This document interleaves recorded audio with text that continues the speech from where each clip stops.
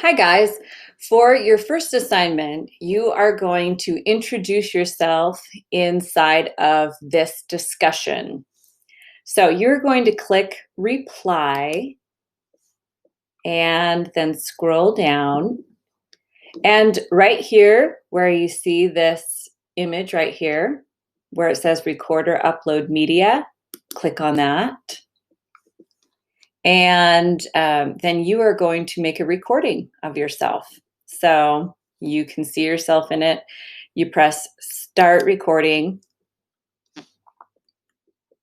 Hello, my name is Mrs. Broberg, and I'm excited to teach our class.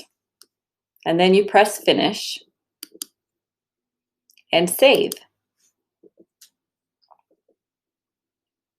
The video that you made will go right there into your discussion box right here.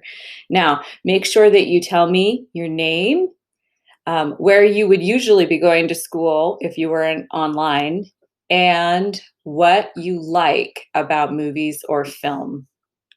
So you include all of that inside of your discussion and press post reply. And then your video will be right there.